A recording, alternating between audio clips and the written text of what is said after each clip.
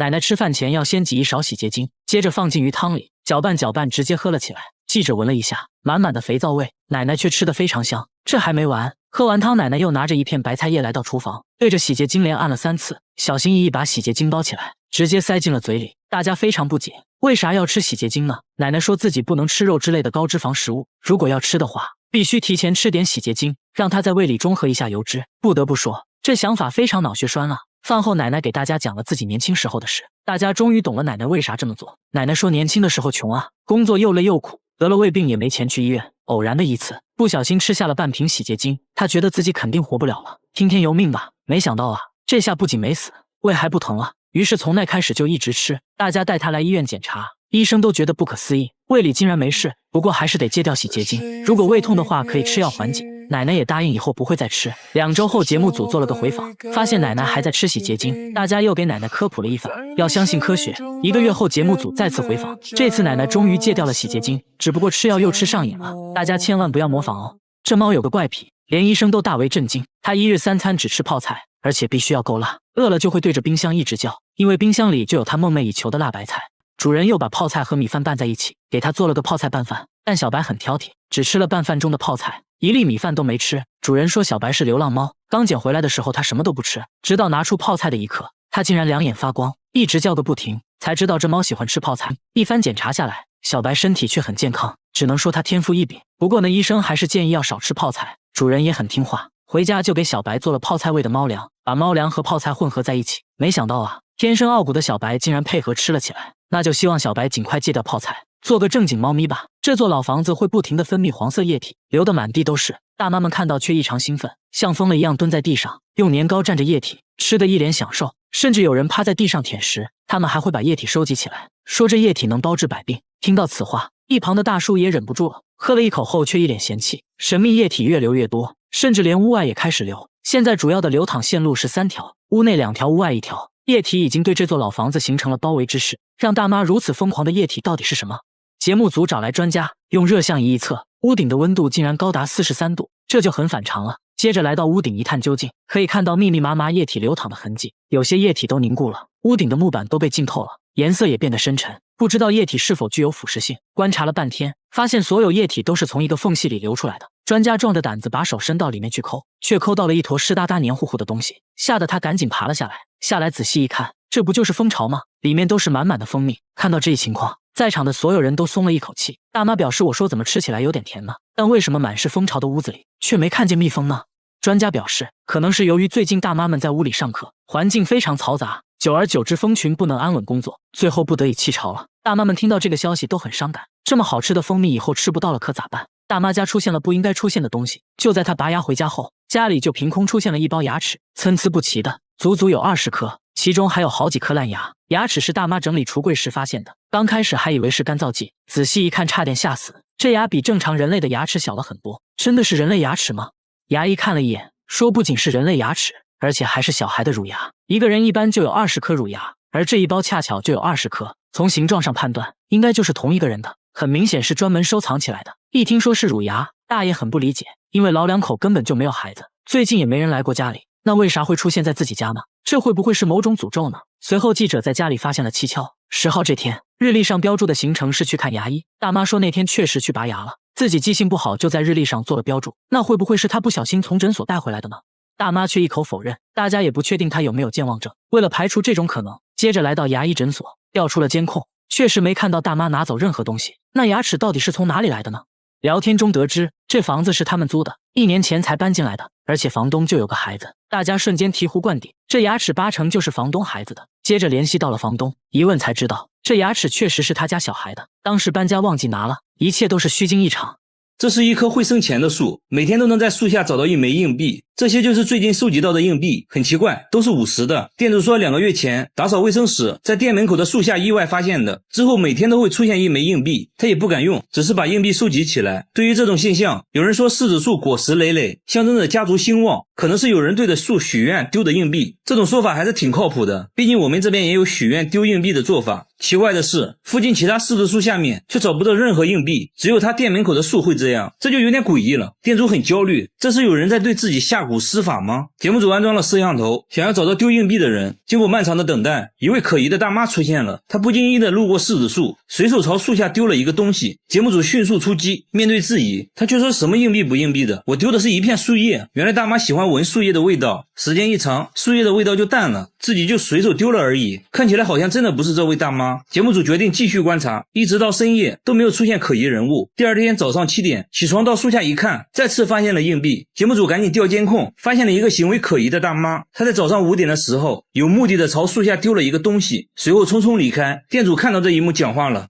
화재 주는 눈인데 原来这个大妈是收废品的，每天都会来店里收废纸箱。为了确定丢硬币的是不是她，店主在一枚硬币上做了记号。没一会儿，大妈又来收废品了，随后在店里买了一杯咖啡。店主把带记号的硬币找给了她，大妈刚出门就把硬币丢在了树下。随后店主找到硬币确认了，一直丢硬币的人就是废品大妈。节目组赶紧追了上去，大妈也承认了，丢硬币的就是自己。至于为什么一直这样做，大妈说店主每天都会把废纸箱给自己，而且还不要钱。为了感谢店主，又怕店主不接受，才会偷偷的把硬币丢在树下。至此真相大白，一个温暖感人的灵异事件。大妈最后也向店主解释了一切，和废品大妈一样，下面这位大妈也有反常行为。大妈交不起水电费，却每天给陌生商贩送钱，每人大约给2万，而且还不买东西，不要的话她会把钱丢进下水道。市场里的商贩都无缘无故收到过，就连街头卖菜的大爷大妈也收到过。这种奇怪的行为每天都会上演，而且最近金额也在变大，有人竟然一次收到了17万。大妈送钱也从不废话，丢下钱就走。假如一天要发10万，一年就是3600万。有人认为大妈可能中了彩票，然后想做善事回报社会，不然普通人根本没这么多钱。节目组在他经常发钱的路口安装了摄像机，经过漫长的等待，一个拉着购物车穿红色衣服的女人出现了。她先来到银行取钱，取完钱随手把一些钱送给了旁边坐着的老太太。老太太说真的奇怪，我都不认识她啊。大妈刚离开银行就开始给路边的小贩发钱，发完继续去下一个地方。节目组追上大妈想了解下情况，大妈发现了摄像机，拉着购物车就溜了。大妈的迷惑行为还在继续，买了几个汉堡后给旁边的人分了几个，路边树底下丢一个，剩下的直接丢进了垃圾桶，这多少就有点浪费啊。经过长时间的沟通，大妈同意让节目组跟她回家。和大家想象的不一样，她家里很破，而且家里只有大妈一人，那她为什么要给别人送钱？大妈却一口否认，说自己没有给别人送过钱。交不起水电费的大妈每天却给陌生人送钱，问她为什么这样做，大妈却说自己没有给陌生人送过钱。节目组说我们都拍下来了，就是你啊。大妈改口说自己是奉命办事的，是大山守护神让自己这么做的。然后大妈又扯了一些有的没的，越说越玄幻。节目组还发现她家一直没有交水电费，大妈的存折上也只有几万块，看起来生活本身就很困难了，根本不足以支撑她每天出去送钱。这时大妈又说自己把股票卖了，但看起来像是临时编的谎话。第二天大妈又去了银行，把刚取出来的15万直接放在大厅的凳子上，谁想要谁要。节目组把钱收起来还给大妈，大妈突然哈哈大笑，直接把钱丢进了下水道。这种反常举动，节目组觉得有必要带大妈去看医生了。街道办事处的工作人员都知道大妈的情况，想要帮助她都被拒绝了。节目组想要说服大妈去医院，还是被拒绝。接着大妈还哭了起来。经过连续几天的劝说，大妈同意去医院。一番交流过后，魏浩宇医生认为大妈患有精神分裂症，同时还出现了幻觉，都是由于长期缺爱导致的。医生建议大妈要敞开心扉，分享自己的感受。街道办事处表示会帮助大妈，给她温暖，让大妈感受到被爱。曾经收到大妈钱的商贩也表示会把钱还给大妈，希望她能好起来。至于她的钱到底哪里来的，节目中也没说明白。就这样吧，如果现实中遇到这种送钱的人，你们一定不要大惊小怪的，请叫上我，谢谢。我是月贝，关注我，每天一个迷惑行为大赏。大叔只是在走路，却引来一群人围观，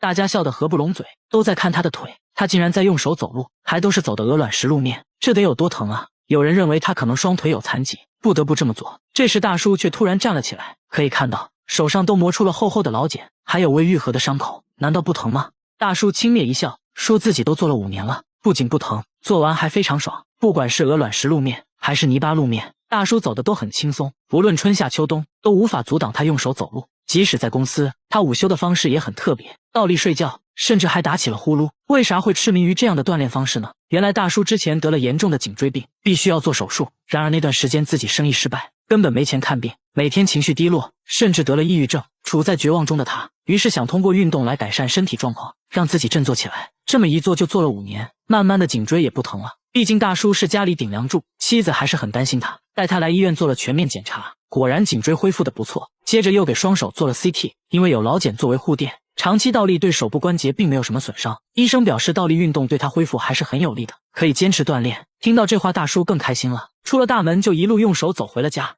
他把风油精涂在眼睛上，一天就要用掉1瓶，边涂还边笑，说涂完神清气爽。大叔随身都带着2瓶，家里到处都是风油精，看电视的时候涂，开车的时候涂，半夜也要涂1次。最急的人是他老婆，怕他涂死了，而他自己却说自己根本离不开风油精。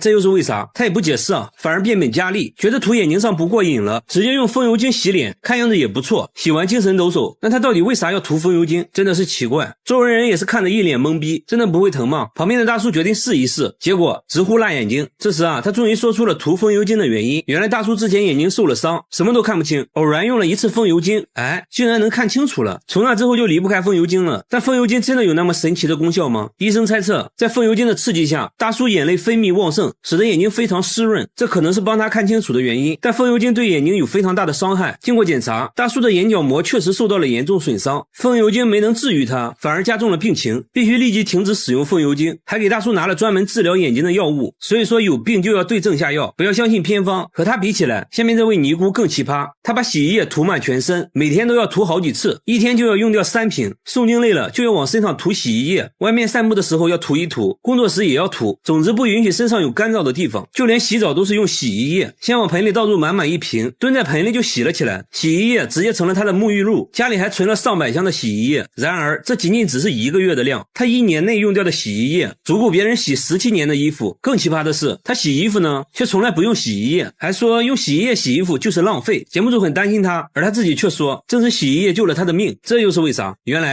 去年他遭遇了入室抢劫，受了严重的外伤，虽然恢复了健康，但皮肤依然瘙痒不断。有天实在痛到无法忍受，莫名其妙涂了一点洗衣液，没想到皮肤一下就不痒了，还治好了自己的脚气，从此就一直使用洗衣液了。节目组还是担心他的健康，带他来到医院检查，医生说伤口愈合的时候痒一点是正常的，但由于洗衣液的刺激，他的皮肤变得很干燥，还得了皮炎，必须停止使用洗衣液。他也很听话，回家就把洗衣液都丢了，用上了正规的护肤品。和他一样有奇怪癖好的还有下面这位奶奶，她把凡士林涂在眼睛上，每天用1盒，已经这样做了30年，涂完还要做眼部运动，耳朵后面脖子上也不能少，再挖上一大勺涂在膝盖上，说可以治感冒，脚上也不能少，据说治脚气一绝。肚子疼呢就涂在肚脐眼里，手上有伤口也可以用，还说能加快伤口愈合。凡士林在他这里可以说是包治百病，一天就要涂3次，家里任何地方都能找到凡士林。医生说虽然凡士林有滋润皮肤的效果，但是要适量。奶奶呢却什么话都听不进去，因为她认为自己亲身体验过凡士林的神奇效果。奶奶出门可以不带钱包，但不能不带凡士林。来到公园就开始锻炼，爬上爬下，看起来身体确实很灵活。这还没完，奶奶还展示了自己的绝活劈叉。要知道奶奶今年已经80了，然而她的迷惑行为还不止这些。晚上睡觉前会拿2个木棍在身上来回敲打，说可以疏通经脉。为了健康，她把大部分时间都拿来锻炼身体。那她现在情况如何？医生检查过后说奶奶的眼睛出现了角膜发炎，不能再往眼睛上涂凡士林了。凡士林带给奶奶的只是一种心理安慰，对健康并没有什么好处，运动才是她保持健康的最大原因。好了，我是岳飞，关注我，每天一个迷惑行为大赏。监控每天都能拍到一个神秘物体，通体白色，还带2个小翅膀，一闪而过，速度极快。刚开始呢，工厂保安认为是塑料袋之类的东西，但每天都出现就很不正常了。员工在监控附近找了半天，都没有看到任何塑料袋，诡异的现象不断出现。工厂另一个监控也拍到了奇怪画面，有一束强光射在地面上，好像是外星飞碟在盘旋，同时还能听到狗在大叫。出来呢，却什么都没有看到，光束只能被监控拍到。这件事很快惊动了工厂老板娘，老板娘呢是个文化人，她才不信什么飞碟之类的，让员工用纸飞机模拟白色物体，在监控前丢出纸飞机，监控显示纸飞机全身也发着光，和刚开始拍到的物体很像。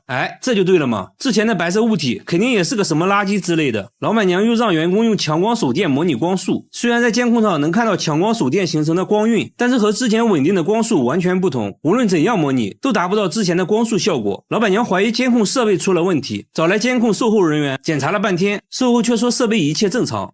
真的是奇怪。节目组又架起了多个摄像机，也拍到了神秘的光束。没办法了，请专家吧。专家左看右看，说这束光看起来和普通的光线不一样，光束很稳定，不会扩散，这是地球上的光源做不到的。难道真的是外星飞碟？专家左思右想也找不到合理的解释，还真成了未解之谜。同样遭遇怪异事件的还有下面这座寺庙。寺庙里的荒废电梯每晚都会传来诡异的哭声，声音是从这个缝隙里传出来的。电梯底下好像住着什么东西。师太说每次打坐念经的时候声音就会立马停止，这东西好像很害怕念经，关键这是佛门净地，怎么可能会有那种东西？师太心里还是有点怕，每晚都会安排人念经到天亮，这东西胆子也是越来越大。有一次师太吹口哨，他竟然还回应了起来，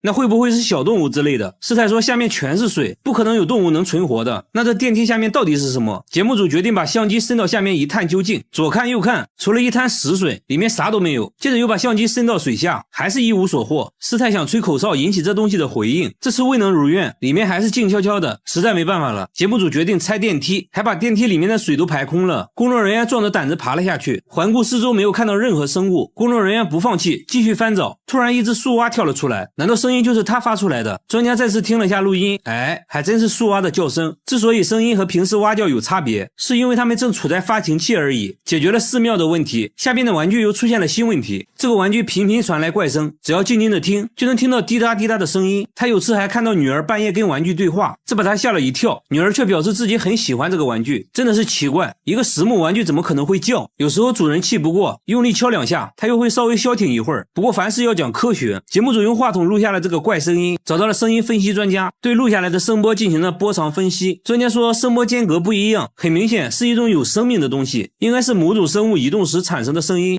真是见了鬼了。主人拿的玩具又找到了一位木工，木工研究了半天，说自己没有听过这种声音，这不像是木头能发出来的。所以床里真的有某种生物吗？主人做了个奇葩的决定，把玩具带到了医院。干嘛呢？上 CT 机。医生们也是第一次给床做 CT， 看了半天，终于看到了一点点奇怪的地方。这个木头边框里面有个3厘米的东西，经过反复实验观察，医生确定这就是一只3厘米长的虫子，而且还发现了虫子吃木头的痕迹。看到这个东西，夫妻是想哭又想笑，原来都是他在搞鬼。好了，我是月贝，关注我，每天一个迷惑行为大赏。他天生就有2个胃，一次能吃100个肉夹馍，吃自助餐盘子都能堆到天花板。老板被狠狠上了一课，但这仅仅只是开胃菜。接着来到路边摊，又吃掉了10份烤冷面，这属于他的餐后甜点。这样下来一顿午餐就算吃完了。来到公司直接冲进了厕所，还说自己消化快，一天就要拉8次，放屁都比别人臭。每天都是上班、餐馆、厕所3点一线。下班后他来到一家烤肉店，先要了10斤五花肉垫垫肚子，烤到滋滋冒油，一次夹上3块，再放上一勺芥末，一口吞了下去。很快10斤肉就进肚子了，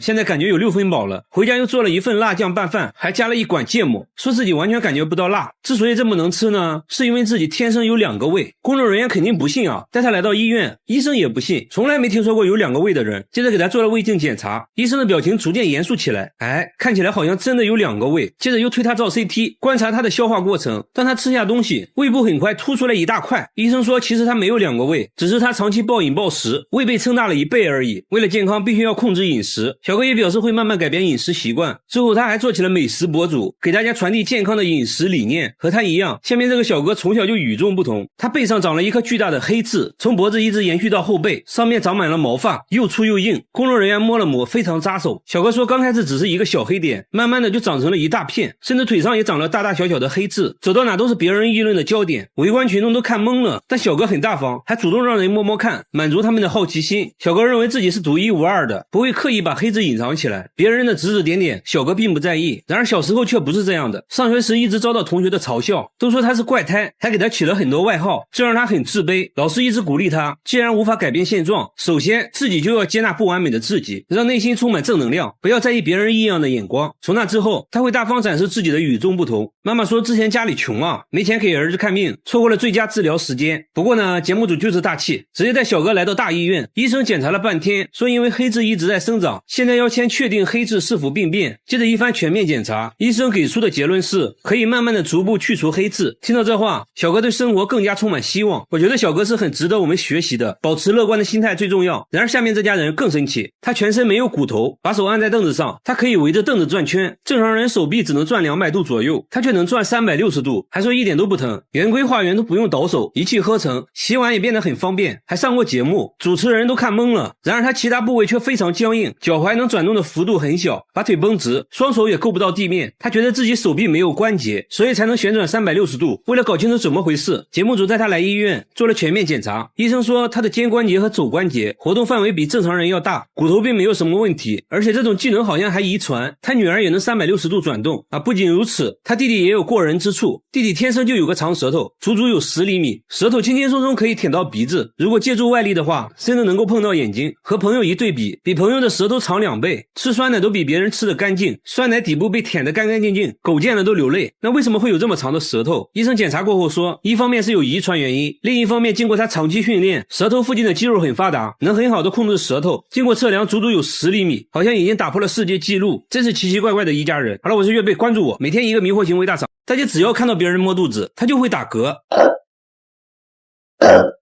看到电视上有人摸肚子，也会止不住的打嗝，然而摸自己肚子却没有任何反应。节目组觉得大姐是故意的，大姐一口否认，还说自己吃得很健康，也不喜欢喝可乐等容易打嗝的东西。问题是她在餐厅工作，顾客酒足饭饱后都会摸一下肚子，这使得她打嗝不断，有一次还吐到了锅里，顾客一下子都不饿了。后来顾客都知道了她这种怪癖，还开玩笑似的当她面摸肚子。她去过很多医院，都没有查出任何毛病，医生都以为大姐在开玩笑。没办法，大姐还尝试每天吃消化药，也没有任何改善。节目组抱着一丝希望带她来到大医院进行了更彻底的检查，还是没有发现任何问题。那现在8成就是心理问题了。经过长时间的沟通，原来这个情况是5年前开始的。有一次呢，丈夫肚子痛，她帮丈夫按摩肚子，按着按着吧，自己就情不自禁的打嗝。丈夫看到大姐不停的打嗝，肚子立马就不疼了，但大姐却变成了这样。医生说按摩过程中碰巧打嗝，丈夫肚子也碰巧好了，这让大姐形成了一种强大的心理暗示，反正问题不大，以后不要太在意打嗝这件事，慢慢就会变正常。然而下面这个大爷打嗝更严重，她一天24小时不停的打嗝，即使憋气憋到窒息都没有用，根本停不下来，晚上都没办法睡觉。这种情况已经持续了6年，头发都掉光了。她得了高血压，甚至暴瘦了22斤。她尝试了很多方法，比如抬着头后仰，躺着喝水，一直吃柠檬，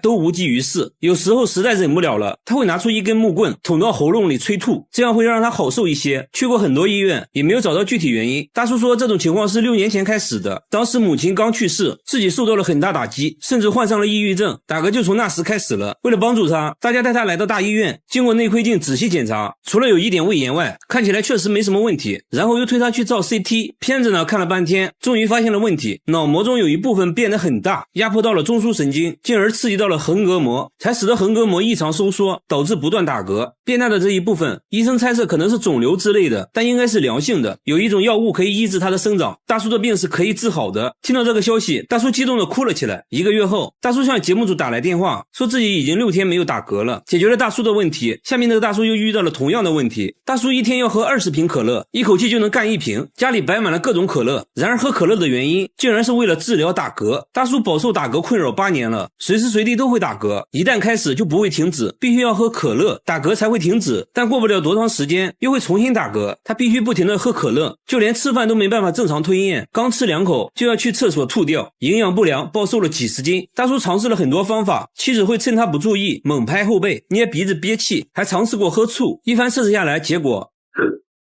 看来没什么用。大叔还听说过一个偏方，说喝尿很管用，于是大叔决定그냥 생각만 하고 말았어요.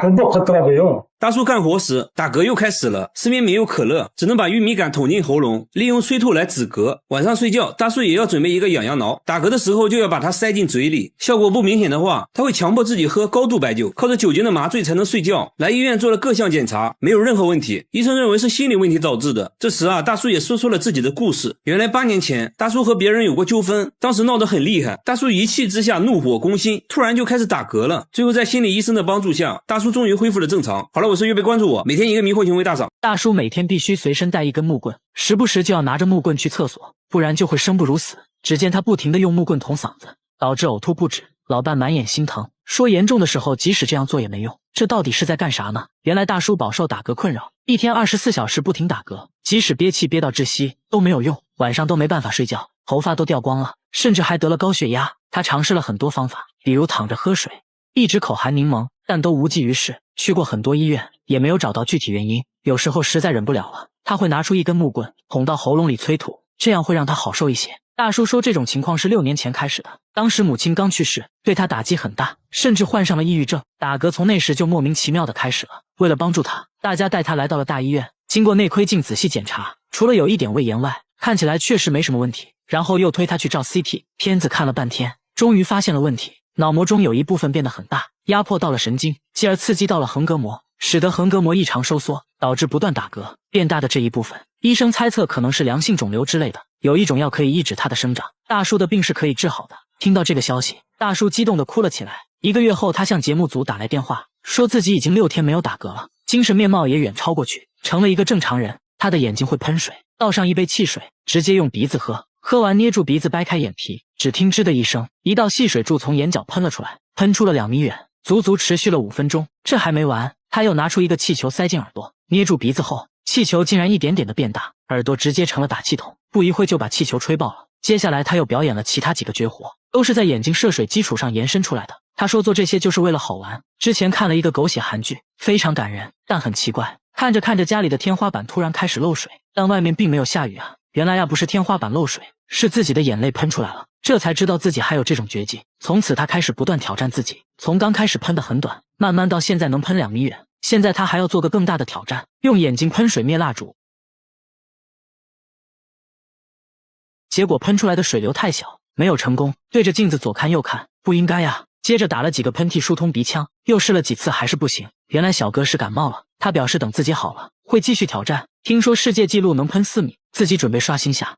大妈38年没摘下过口罩，20多年的邻居都没见过她的脸，都说口罩下面的脸非常恐怖，看到就会做噩梦。只有她洗脸的时候才会临时摘掉一回，但从不照镜子，洗完脸就要赶紧戴上。到底是有多恐怖呢？大家想让大妈摘掉口罩也被拒绝了，即使和家人一起吃饭也不会摘口罩，自己独自一人在卧室吃。家人都20年没见过她的脸了，就连女儿拍结婚照她都没有参加，因为拍照要求摘口罩。不仅如此，大妈走路还必须用手撑着眼皮，说这样才能看清东西。但大妈年轻时并不是这样的，到底发生了什么呢？经过长时间的跟踪拍摄，大妈也慢慢打开了心扉。原来她18岁就结婚了，婚后生下了4个孩子，但第5个孩子很不幸，出生就夭折了，这对她打击很大。慢慢的嘴巴变得不听使唤，舌头也变得僵硬起来，面部不受控制的扭曲，因为害怕吓到别人，从此就戴上了口罩。大妈鼓足勇气摘下口罩，可以看到她的牙齿都掉光了，牙龈都是外翻的。医生表示这情况就是心理原因导致的肌强直，失去孩子的痛苦让她悲伤过度，以至于严重影响到了身体健康。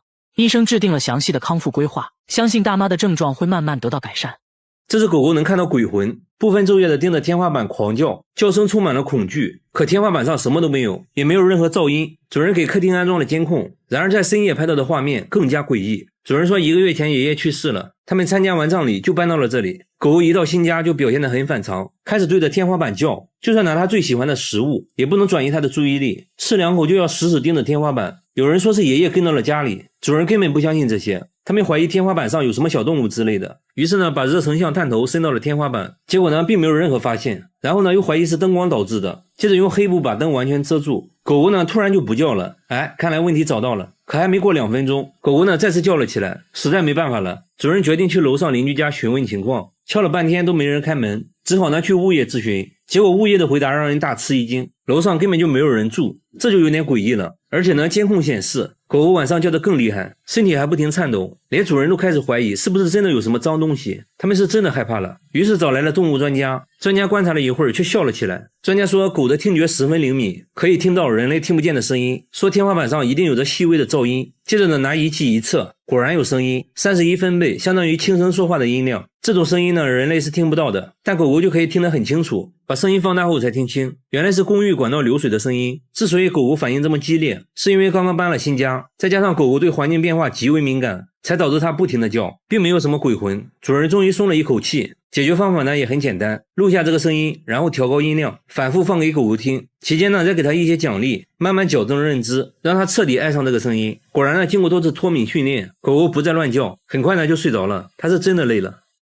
在这里娶老婆主要靠抢，当街看上一个不认识的女孩，就可以明目张胆的抢回家，强迫他们给自己做老婆。女孩父母知道后，不但不报警，反而会热情招待绑匪。只因这里有个奇葩的习俗，这个男孩马上就要结婚了，万事俱备，就缺新娘了。现在呢，只需要去街上抢一个女孩回来就行了。新郎的朋友们正在商议绑架细节。新郎说和这个女孩仅仅见过几次，第一次见面就爱上了她，于是呢就开始策划绑架，已经策划了1个月。新郎还贴心的提醒朋友，抢人尽量小心一点，别弄得青一块紫一块的。男孩们显得很兴奋，出发前还做了个奇怪的仪式，家里长辈还叮嘱千万别让她跑了。随后他们来到女孩家附近，先联系上了女孩的闺蜜，让闺蜜叫上女孩去打水，帮他们把女孩引出来。然后呢，他们紧随其后，伺机而动。说完行动就开始了。街边的大妈早已看破一切，但什么都没说，好像已经习惯了。很快，女孩和闺蜜提着水桶出了门，女孩显然不知道自己已经被闺蜜出卖。新郎的朋友紧随其后，见时机成熟，朋友示意司机跟上来，时刻准备着。女孩正在打水，男孩们装成路人，慢慢靠近，趁女孩不注意，直接下手架了起来。接着硬生生把女孩塞进车里。节目组大为震惊，这其实跟真实的绑架没有一点区别。女孩声嘶力竭地叫着妈妈妈妈，但周围的邻居却只顾着看热闹，脸上呢还笑嘻嘻的。面对一群陌生的男人，女孩脸上惊恐万分，奋力反抗，但无论怎样挣扎都显得那么无力。